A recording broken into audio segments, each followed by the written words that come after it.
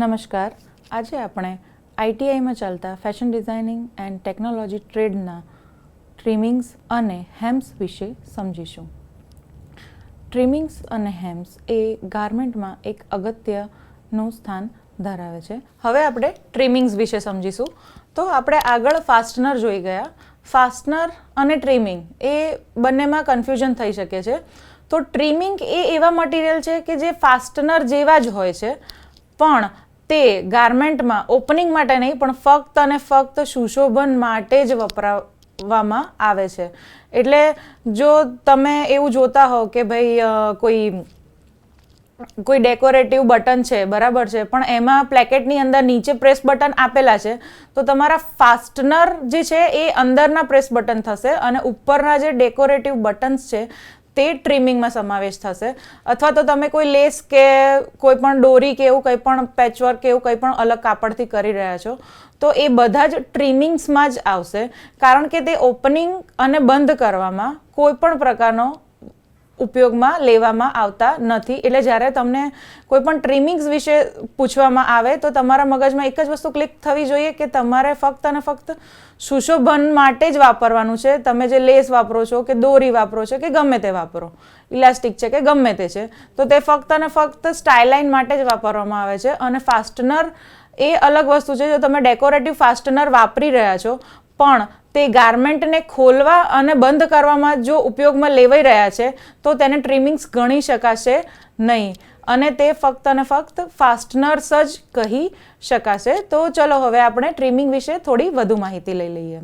તો ટ્રીમિંગ્સ અને એસેસરીઝ, બરાબર છે. તો સુશોભન હેતુઓ માટે વસ્ત્રોમાં ટ્રીમિંગ્સ અને એસેસરીઝનો ઉપયોગ થાય છે. ગાર્મેન્ટ્સ બનાવવામાં વિવિધ પ્રકારના ગાર્મેન્ટ ટ્રીમિંગનો ઉપયોગ થાય છે. જેમ કે આપણે પિકમાં દેખાઈ રહ્યું છે કે અલગ અલગ ડિઝાઇનવાળા બટન છે, દોરી છે, કે પછી આ ઝિગઝેગવાળી લેસ છે, બરાબર છે. તો એ બધા જ ટ્રીમિંગ્સ છે કે જે ઓપન કે બંધ કરવામાં કે પહેરવા કે બંધ કરવામાં કોઈ જ ફરક પડતો નથી. ફક્ત અને ફક્ત એને આકર્ષક દેખાવ માટે જ વાપરવામાં આવે છે. જેમ કે લેબલ અને મોટિફ, ઝીપર, બટન, સીવણ થ્રેડ, ઇન્ટરલાઇનિંગ, લાઇનિંગ, હૂક અને લૂપ ફાસ્ટનિંગ, લેસ બ્રેડ અને ઇલાસ્ટિક, વેડિંગ શોલ્ડર પેડ વગેરે. આપણે ફર્સ્ટ પિકમાં જોઈ રહ્યા છે કે જે નાઇફ પ્લીટવાળી લેસ છે, જે સ્ટાઇલાઇન માટે વાપરીએ છીએ. વચ્ચેના સેન્ટર પિકની અંદર ડેકોરેટિવ બટન્સ આપેલા છે કે જે કોઈ પ્લેન કાપડ છે, બરાબર છે, એ આખું ગાર્મેન્ટ તમે સીવ્યું છે અને વચ્ચે તમારે ખાલી એની પ્લેકેટ પટ્ટીને હાઇલાઇટ કરવી છે, તો તમે આ પ્રકારના બટન્સ યુઝ કરી શકો છો કે જે તેનો દેખાવ સારો બનાવવામાં આવે. ત્રીજા પિકની અંદર આપણે જે જોઈ રહ્યા છે કે તે વેસ્ટબેન્ડ છે.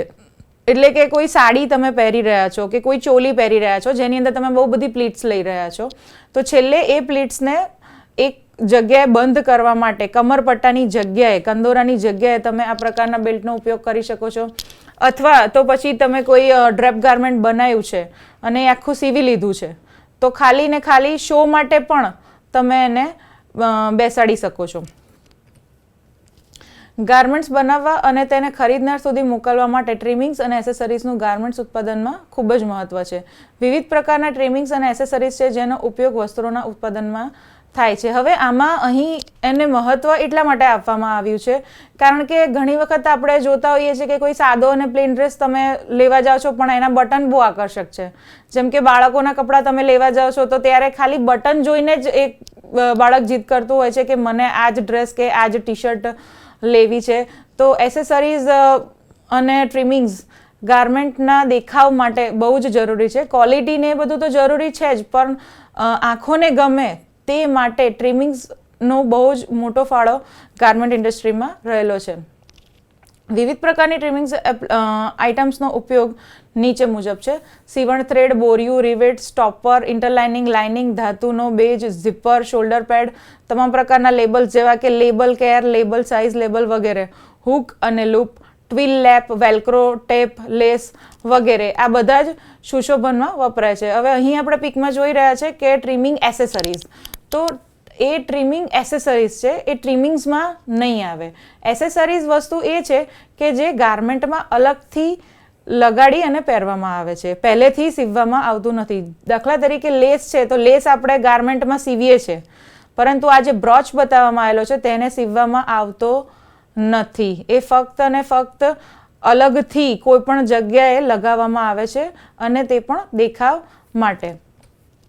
હવે શેન્ક બટન, સ્નેપ ફાસ્ટનર, જેને સ્ટડ, ગુંબજ ફાસ્ટનર, પોપર, સ્નેપ અથવા ટેક બટન પણ કહેવામાં આવે છે, ઇન્ટરલોકિંગ ડિસ્કની એક જોડી છે જે ધાતુ અથવા પ્લાસ્ટિકમાંથી બનાવવામાં આવેલ છે, જે તમે બાજુના પિકમાં જોઈ શકો છો કે તે ઉપરથી ઉપસેલું અને નીચેથી એક લૂપ જેવું હોય છે, એક કડી જેવું બનેલું હોય છે અને નીચેના પિકમાં એને ફિનિશ કરવા માટે બતાડવામાં આવેલું છે. તો હવે તમે જ્યારે આ શેન્ક બટનને ફિનિશ કરી રહ્યા છો ત્યારે તમારે એક વસ્તુ ધ્યાન રાખવી જરૂરી છે કે જે લૂપ છે એ એકદમ ફેબ્રિકને સપાટ રહેવું જોઈએ, કે પછી કંઈ એવું ના થાય કે કાપડા કે કોઈ ડ્રેસ છે તમારું તો એક બાજુથી ઉઠેલું અથવા તો વળી ગયેલું હોય, નમી ગયેલું હોય, તે પ્રકારનું ફિનિશ થવું જોઈએ નહીં. જ્યારે તમે સીવો ત્યારે તમે અગાઉ પણ આપણે વાત થઈ છે કે સોય અને દોરા એ રીતના લો કે તે ઉપર એકદમ ફ્લેટ રહે, એનો દેખાવ ઉપસેલો અને વ્યવસ્થિત રહે અને ઊંચો નીચો દેખાય નહીં. પછી કે અસ્તર, હવે અસ્તર પણ ટ્રીમિંગ્સમાં જ વાપરવામાં આવશે કારણ કે તે કપડાને આરામદાયક બનાવે છે.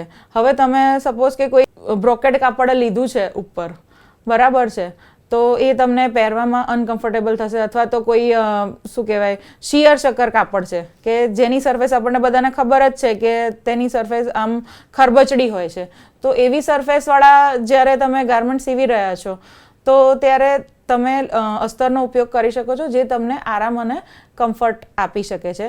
અથવા તો તમે કોઈ નેટ કાપડથી ગાર્મેન્ટ સીવી રહ્યા છો તો તેની નીચેની જે લાઇનિંગ છે તે તમે શિમર કાપડ જે છે અથવા તો બીજું કોઈ પણ કોન્ટ્રાસ્ટ કાપડ લઈ અને સીવી શકો છો કે જે ઉપરનું જે નેટ કાપડ છે તેની અંદરથી એને એકદમ આરપાર દેખાશે અને તમારા ગાર્મેન્ટને એકદમ એટ્રેક્ટિવ લુક્સ આપશે.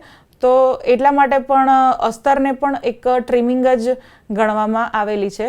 પરંતુ તમે સપોઝ કે કોઈ રેગ્યુલર ગાર્મેન્ટ સીવી રહ્યા છો અને એમાં અસ્તરવાળા ડ્રેસ સીવી રહ્યા છો તો ત્યારે તેને ટ્રીમિંગ ગણી શકાશે નહીં. કોઈ પણ જટિલ ડિઝાઇનને આવરી લઈ અને વસ્ત્રોની આંતરિક બાજુની સુંદરતામાં વધારો કરે છે. ટ્રીમિંગ્સ અટેચમેન્ટ. હવે ટ્રીમિંગ્સ અટેચમેન્ટ એટલે કે તમે ફર્સ્ટ પિકમાં જોઈ રહ્યા છો કે જે આ લેસ છે, બરાબર છે, તો તે પ્રોપર એની પટ્ટી પર બેસે એના માટેનું અટેચમેન્ટ છે. જ્યારે આપણે સીવી રહ્યા છીએ તો બેઝિકલી આપણી આઈટીઆઈની અંદર 301 લોક સ્ટિચ મશીન આપણા બધા પાસે અવેલેબલ છે. તો તમારે એ ધ્યાન રાખવું બહુ જ જરૂરી છે કે તમે એમાં કેટલા અટેચમેન્ટ બદલી શકો છો, કારણ કે દરેક વખતે તમારે સીધું સિલાઈ કામ કરવાનું હોય એવું બની ન શકે. તો ટ્રીમિંગ્સના જે અટેચમેન્ટ છે ઇન્ડસ્ટ્રીઝની અંદર અવેલેબલ હોય છે અને તમે પોતે પણ રાખી શકો છો કે જેનાથી તેનું ફિનિશિંગ સારું આવે. હવે બાજુના પિકની અંદર આપણે જોઈ રહ્યા છે કે બે લેસને એક સાથે સીવી શકાય એવું અટેચમેન્ટ છે.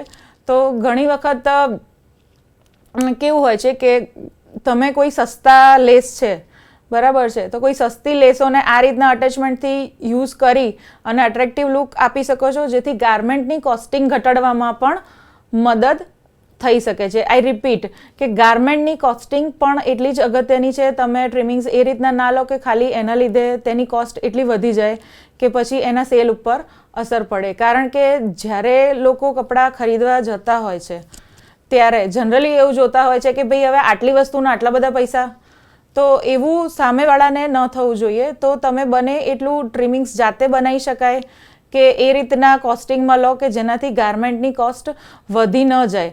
જેમ કે કોઈ તમે સાદા કોટન કાપડમાંથી જ્યારે ગાર્મેન્ટ બનાવી રહ્યા છો ત્યારે ગાર્મેન્ટની કોસ્ટ એટલી વધશે નહીં, તો ત્યારે તમે તેમાં કોઈ સારા અને હેવી બટનનો યુઝ કરી શકો છો, જેથી કોસ્ટિંગને બેલેન્સ કરી શકાય. બીજી બાજુ તમે કોઈ હેવી ફેબ્રિક લઈ રહ્યા છો, જેમ કે બ્રોકેડ છે કે બીજું શાર્ટિન કપડું છે, કે જે એવા હેવી કપડાં કે ટસર સિલ્ક છે કે ચંદેરી છે, એવા હેવી કપડાં જ્યારે સીવી રહ્યા છો તો એના ટ્રીમિંગ્સ તમે થોડા મીડિયમ એવરેજ પ્રાઇસના લઈ શકો છો, જેથી ગાર્મેન્ટની કોસ્ટિંગ બેલેન્સ રહે. નહીં તો એવું થશે કે એના લીધે સેલ પર અસર પડી શકે છે. ફક્ત અને ફક્ત આપણે ડિઝાઇનિંગ પર ધ્યાન નથી આપવાનું કે ફક્ત અને ફક્ત ફિનિશિંગ પર પણ ધ્યાન નથી આપવાનું, કારણ કે આફ્ટર ઓલ આપણે જે કપડાં સીવીએ છીએ કે જે પણ પ્રોડક્શન કરીએ છીએ તે વેચવા જવાના છે. અને ગાર્મેન્ટ ઇન્ડસ્ટ્રીની અંદર સેલ એ બહુ જ અગત્યની વસ્તુ છે. તો જ્યારે પણ તમે કોઈ ટ્રીમિંગ્સ લઈ રહ્યા છો તો ટ્રીમિંગ્સ એ કોસ્ટિંગ પર સીધી અસર કરે છે. એટલે તમે જ્યારે પણ કોઈ ગાર્મેન્ટ સીવી રહ્યા છો તો ત્યારે એની જે શીટ હોય અવેલેબલ ત્યારે તેમાં તમે જોઈ શકો છો કે બીજું બધું મટીરિયલ અને એ બધું કેટલા પ્રાઇસનું છે, અને એના દ્વારા તમે કોસ્ટિંગ બેલેન્સ કરવામાં મદદરૂપ થઈ શકે છે. હવે છે જે ખાલી ફક્ત આપણે અહીંયા જોઈ રહ્યા છે જેમ અટેચમેન્ટ્સ, બરાબર છે. તો આ જુદા જુદા પ્રકારના અટેચમેન્ટ્સ છે. અટેચમેન્ટ્સ એ બેઝિકલી તમારી છે ને કમ્ફર્ટ માટે બનાવવામાં આવેલા છે. કારણ કે તમને એકદમ પાક્કું ફિનિશિંગ ના આવડતું હોય, અથવા તો અમુક ડિઝાઇનો એવી હોય કે જે બહુ જટિલ હોય, તો એ આપણી સરળતા માટે જ છે. તો અટેચમેન્ટના યુઝ કરવાથી બિલકુલ બી આપણે પાછળ ભાગવું નહીં કે એનાથી હેઝિટેટ નહીં થવું, કારણ કે એના દ્વારા જ આપણે ગાર્મેન્ટમાં સારા ફિનિશિંગ લાવી શકતા હોઈએ છીએ. અને ઘણી વખત આ અટેચમેન્ટના ઉપયોગથી જ આખું ડિઝાઇન કરવામાં આવતું હોય છે. કે સપોઝ કે કોઈ આખું પ્લેન કાપડ સીવી લીધું છે તમે, અને એના પર તમે ફક્ત અને ફક્ત આ રીતના દોરી બેસાડવામાં આવેલી છે. તો તમે જ્યારે બી કોઈ ટ્રીમિંગ્સનો ઉપયોગ કરી રહ્યા છો કે કોઈ ડિઝાઇનનો ઉપયોગ કરી રહ્યા છો તો તમારા મગજમાં એ વસ્તુ હોવી જોઈએ કે ત્યારે કયા અટેચમેન્ટનો ઉપયોગ થશે.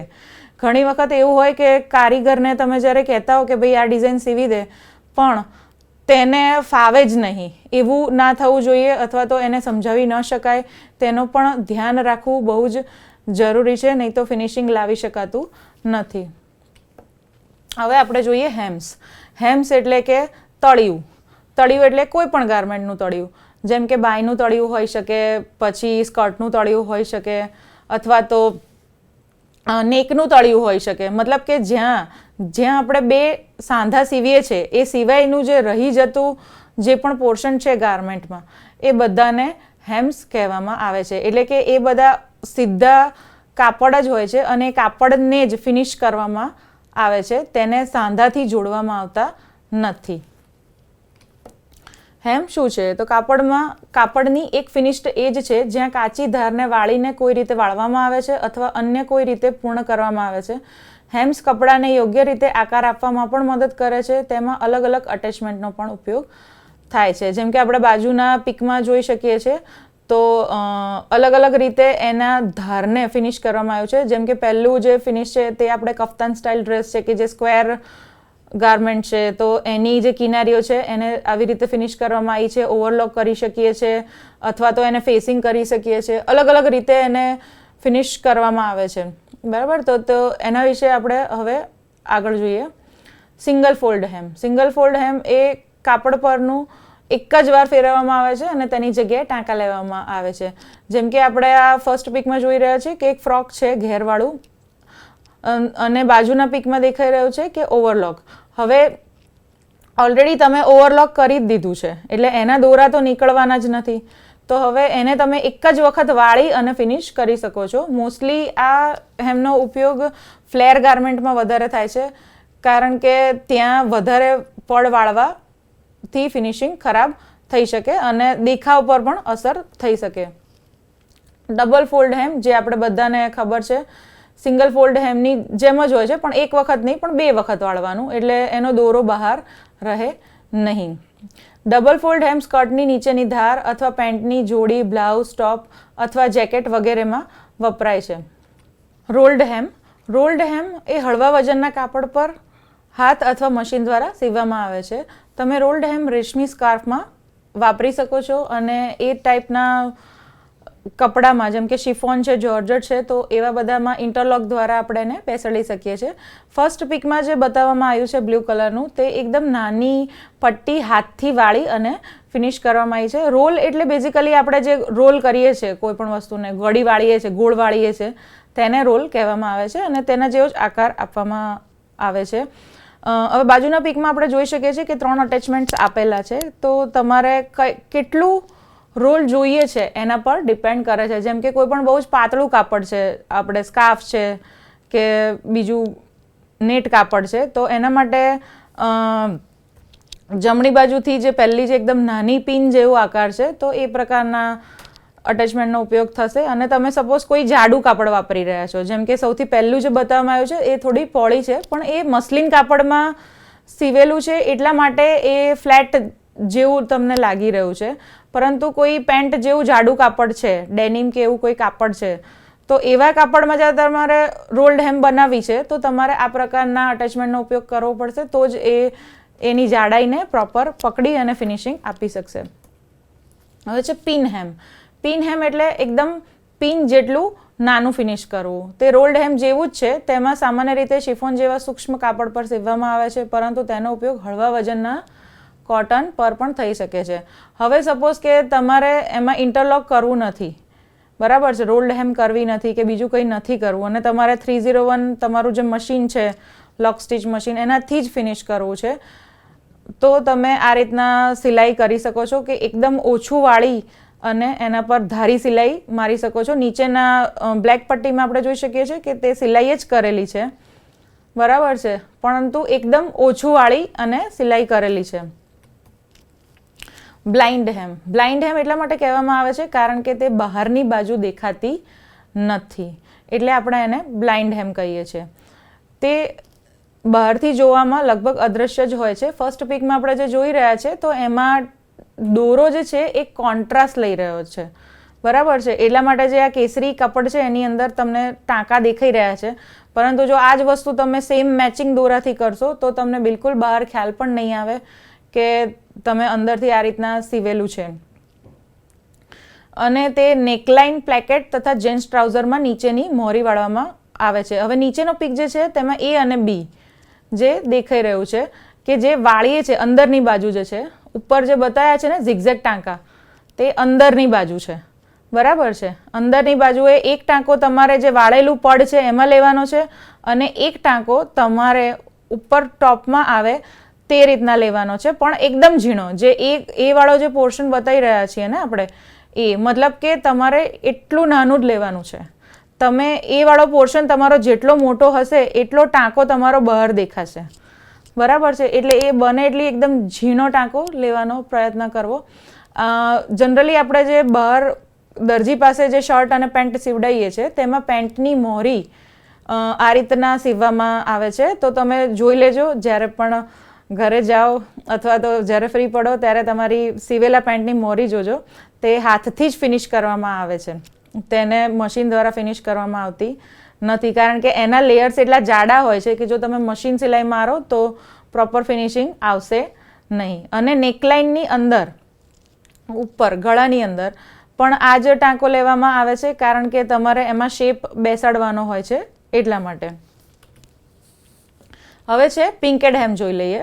આ હેમ ફિનિશ જે કાપડમાં સરળતાથી દોરા નીકળતા નથી, જેમ કે ઊન ગેબર્ડિન, ટ્રોપિકલ ઊન અને ફ્લેનલ ઊન. આ હેમ ઝડપી અને સરળ હેમ ફિનિશ બનાવવા માટે થાય છે. એના માટે પિંકિંગ શીયર્સનો ઉપયોગ થાય છે. જેમ કે આપણે જોઈએ છીએ કે અત્યારે ફ્લીસ કાપડનો ઉપયોગ બહુ વધી ગયો છે. ફ્લેટ કાપડ, ફ્લીસ કાપડ, તો એ જે કાપડ હોય છે એમાં દોરા નીકળતા નથી, એટલે તમે સપોઝ એમાંથી કોઈ વસ્તુ સીવી રહ્યા છો તો તમે ખાલી ને ખાલી એમાં પિંકિંગ સીઝરથી કટ કરી લો, બરાબર છે, તો પણ ચાલે. એમાં ઓવરલોક કરવાની જરૂર પડતી નથી. ઓવરલોકની જગ્યાએ પિંકેડ હેમનો ઉપયોગ થાય છે. અથવા તો તમે ઇન્ડસ્ટ્રીઝની અંદર આપણે જ્યારે જઈએ છીએ ત્યારે કાપડના સેમ્પલ બતાવવામાં આવે છે, બરાબર છે, કે ભાઈ આ કપડું છે તો આ 50 મીટર આપણી પાસે આવ્યું છે તો એનું એ સેમ્પલ છે, બરાબર છે. તો એ જે સેમ્પલ હશે એની પણ ચારે ચાર બાજુ પિંકેડ હેમથી કટ કરેલું હોય છે, જેનાથી એના દોરા નીકળે નહીં અને એને લગાડવામાં કે કોઈ તમે જે શીટ ઉપર એને પેસ્ટ કરો છો, સ્ટેપલરથી પિન કરો છો, ત્યારે એને જોવામાં પણ આકર્ષક લાગે અને દેખાડવામાં પણ સુગમતા રહે. હવે હેન્ડ હેમિંગ. તો આપણે આગળ બ્લાઇન્ડ હેમિંગ જોયું ને, એ પણ એક હેન્ડ હેમિંગનો જ એક પ્રકાર છે. પછી ટર્નેડ હેમ, વ્હીપ્ડ હેમ, શેલ એજ હેમ, હેરિંગબોન હેમ, આ બધા જ એક હેમના જ પ્રકાર છે જે ગાર્મેન્ટમાં પરમેનન્ટ સ્ટિચીસ તરીકે લેવામાં આવે છે.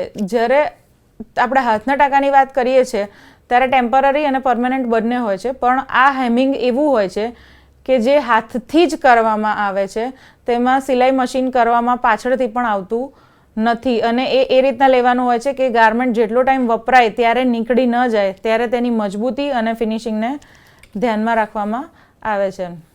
હવે હાથથી જે ટાંકા છે તેમાં આપણે જોઈ શકીએ છીએ કે ફ્રન્ટના ભાગમાં ફર્સ્ટ પિક છે, એમાં તો આગળ આપણે જે જોયું એ સ્ટીચનો ઉપયોગ કરેલો છે. બીજી બાજુ જે છે તે શેલ ટાંકો લીધેલો છે, જે નીચે સ્કેલપ્સ જેવો આકાર આપે છે, બરાબર છે. તો એ તળિયાને એ રીતના ફિનિશ કરવામાં આવે છે. તમે કોઈ દુપટ્ટાની ધાર છે, બરાબર છે, તો એને આ રીતના કરી શકો છો. ઉપર જે નેટ કાપડ છે એમાં ઊનના દોરાથી હેમિંગ કરવામાં, બટન હોલ જેવી ઇફેક્ટ આપવામાં આવી છે કે એ પ્રકારનું જે છે તે પ્રકારનું પણ તમે સ્ટાઇલાઇન માટે ફિનિશ કરી શકો છો, જે દેખાવને અટ્રેક્ટિવ આપશે. ત્રીજા અને લાસ્ટ જે છે પિક, એની અંદર આપણે દેખાઈએ છીએ કે જે છૂંછાવાળી પેટર્ન છે, તો એ દુપટ્ટામાં છે કે પછી કોઈ નાના છોકરાઓનું ફ્રોક છે, બરાબર છે. તો બાળકોને એ પ્રકારની ડિઝાઇનો ગમતી હોય છે, તો તેમાં તમે આ પ્રકારના ફિનિશ કરી શકો છો હાથેથી.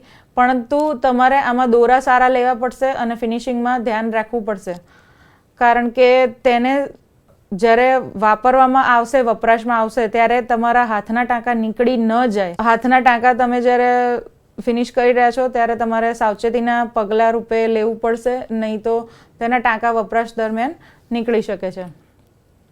હવે છે ઓવરકાસ્ટ હેમ.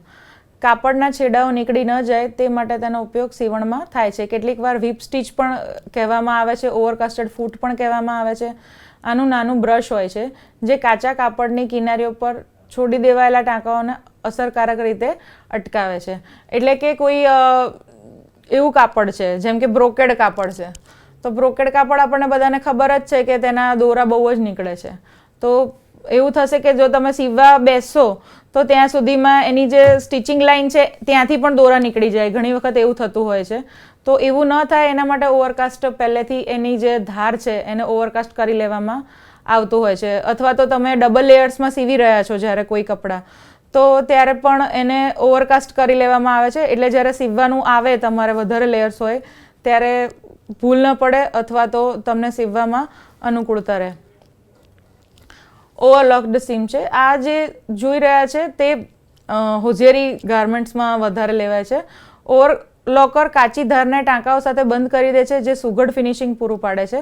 ત્યારબાદ આ ધારને એક વખત વાળીને સીવી લેવામાં આવે છે, કે જે આપણે સિંગલ ફોલ્ડ હેમ જે અગાઉ આપણે જોઈ ગયા, એ હેમ જ્યારે બનાવવાની હોય ત્યારે પહેલાં આ રીતના ઓવરકાસ્ટ કરી લેવામાં આવે છે અને પછી એને વાળીને સીવવામાં આવે છે.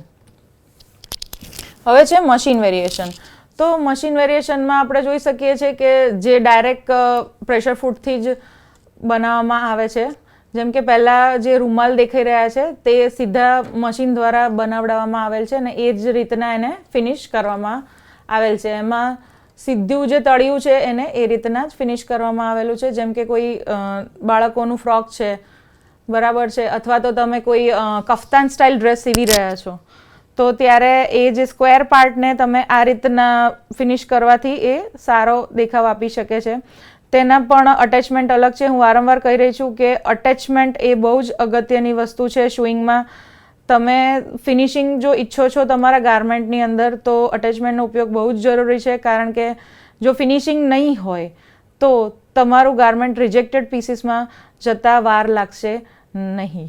ગમે તેટલા તમે મોંઘા કાપડ વાપરો કે ટ્રીમિંગ્સ યુઝ કરો, પણ જો તેને પ્રોપર રીતે ફિનિશ નહીં કરવામાં આવે તો તમારા ગાર્મેન્ટ સેલ ગાર્મેન્ટ્સમાં જતાં વાર લાગશે નહીં. જેથી અટેચમેન્ટનો મેક્સિમમ ઉપયોગ કરો. ઇન્ડસ્ટ્રીઝની અંદર હેમ ફિનિશ કરવા માટે અલગ અલગ અટેચમેન્ટ આપેલા હોય છે, કે જેમાં આપણે જે પટ્ટી વાળીએ છીએ અને બધું કરીએ છીએ એવું કરવાની કોઈ જ જરૂર નથી. સીધું ડાયરેક્ટ સીવી શકાય છે, જેનાથી આપણો સમય પણ બચી શકે છે. હવે આપણે જોઈએ કે પરીક્ષામાં તમને કઈ પ્રકારના પ્રશ્નો પૂછાઈ શકે છે. તો પરીક્ષાની અંદર તમને એવું પૂછાઈ શકે કે સિંગલ ફોલ્ડ હેમ કોને કહેવાય. આપણે હવે જોઈએ કે હેમ્સ ગાર્મેન્ટમાં કઈ પ્રકારના પ્રશ્નો પૂછાઈ શકે છે તમને. તો હેમ્સ એ શું છે બેઝિક, એવો પ્રશ્ન હોઈ શકે. અથવા તો એવું પૂછાઈ શકે કે સિંગલ ફોલ્ડ હેમ શું છે. તો આપણને ખબર છે કે પડને ધારને એક વખત વાળવામાં કે 2 વખત વાળવામાં એ પ્રકારના ઓપ્શન તમને આપેલા હોઈ શકે છે. તે સિવાય હેમ્સ જ્યારે તમે વાળી રહ્યા છો ત્યારે તેમાં એ જ સ્ટિચિંગનું બહુ જ મહત્ત્વ છે અને ક્યાંયથી પણ વાંકું ચૂકું ન જાય એ માટે પહેલાં માર્કિંગ કરવું બહુ જ જરૂરી છે. જેમ કે તમે કોઈ ઘેરવાળો જે ફ્રોક છે બરાબર છે, જેમ કે આપણું અમ્બ્રેલા સ્કર્ટ છે, તો હવે એને તમે ઇન્ટરલોક કરી રહ્યા છો કે રોલ્ડ હેમથી એને ફિનિશ કરી રહ્યા છો, તો તમારે એક પેન્સિલથી અથવા તો વ્હાઇટ પેન્સિલ કે ચોકથી માર્કિંગ કરવાની બહુ જ જરૂરી છે કે તમારે કેટલાક અને કયા એક્ઝેક્ટ પોર્શન પર રોલ્ડ હેમ જોઈએ છે. નહીં તો જો વાંકી ચૂકી જશે તો તે પહેર્યા બાદ એનો દેખાવ આખો અલગ થઈ શકે છે. એટલે જ્યારે બી તમે કોઈ પણ પ્રેશર ફૂટનો ઉપયોગ કરી રહ્યા છો અથવા તો હેમ વાળી રહ્યા છો તો એક સરખી વળાય એના માટે તમે ફૂટપટ્ટીનો પણ ઉપયોગ કરી શકો છો અથવા તો પહેલેથી માર્કિંગ કરી અને તેને ઇસ્ત્રીથી બેસાડી અને પછી પણ સિલાઈ કરી અને ફિનિશિંગ લાવી શકો છો. ધન્યવાદ.